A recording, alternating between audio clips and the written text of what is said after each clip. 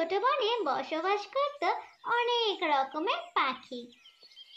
ওই বনে বসবাস করত টোনা আর টুনি। টুনি, তুমি বসায় বিশ্রাম নাও, আমি জমিতে যাচ্ছি। আমাদের জমিতে এইবার আলু চাষ করব। এই কথা বলেই টোনা জমিতে চলে যায়। আর এদিকে কিছুক্ষণ পর টুনির পেটে খুবই ব্যথা হতে শুরু করে এবং টুনি পরপর 3টি ডিম পাড়ে। এদিকে টোনা যখন বাড়ি ফিরে আসে দেখে টুনি 3টি ডিম পেড়েছে। এ দেখে টোনা ভীষণ খুশি হয়। আরে টুনি, তুমি 3টা ডিম দিয়েছো, আমার যে কি খুশি লাগছে আমি তোমায় বলে বোঝাতে পারবো না। টোনা টুনি ভীষণ খুশিতে ছিল। এভাবেই বেশ কিছুদিন কেটে যায়। একদিন টুনির ডিম থেকে 3টি বাচ্চা বের হয়। 3 ছানা দেখতে খুবই অদ্ভুত ছিল। 3টি ছানা ছিল 3 রঙের, একটি কমলা, একটি গোলাপি ও একটি হলুদ রঙের।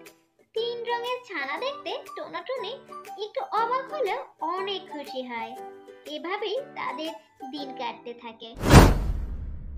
টুনির 3 ছানাতে শুধু 3 রঙের ছিল তা নয়, তাদের মধ্যে ছিল অন্যরকম শক্তি। হলুদ ছানা মাটির নিচে সবকিছু দেখতে পেত, আর কমলা ছানাটি ঝড়ের গতিতে চলতে পারত এবং গোলাপি ছানাটি যে কোনো দুর্যোগে পূর্বাভাস পেত। আরে, আলু চাষের ফলন তো এবার ভালোই হয়েছে, কিন্তু বুঝতে পারছি না যে আলু এখন তোলা যাবে কিনা।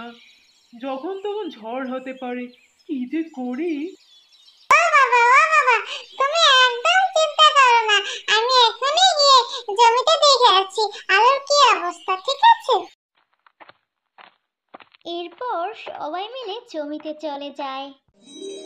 আরে মা, তুই বলতো এখন কি আলু তোলা যাবে?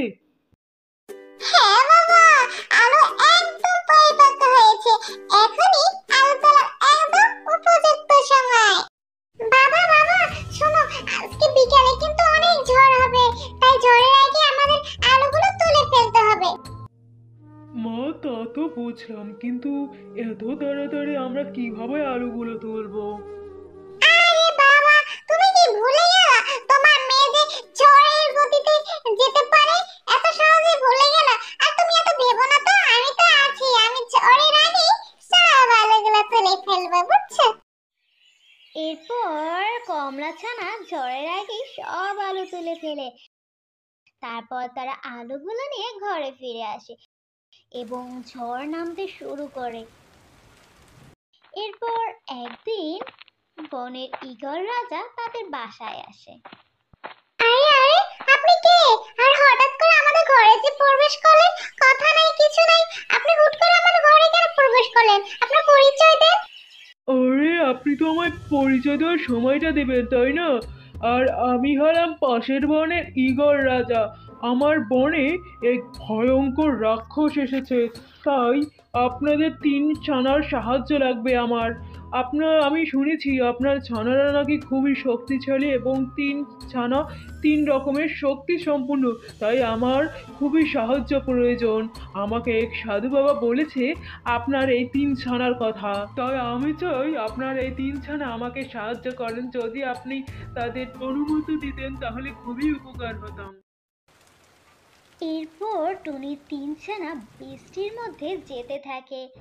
এক পর্যায়ে তারা একটি গুহার সন্ধান পায় এবং সেখানে গিয়ে দেখে ডাকু রাক্ষস ঘুমাচ্ছে। এরপর টুনির 3 ছানা তাদের জাদু শক্তির মাধ্যমে সেই ডাকু রাক্ষসের মুন্ডু কেটে দেয়। আর এভাবেই টুনির 3 ছানা ঈগল মহারাজকে সাহায্য করে।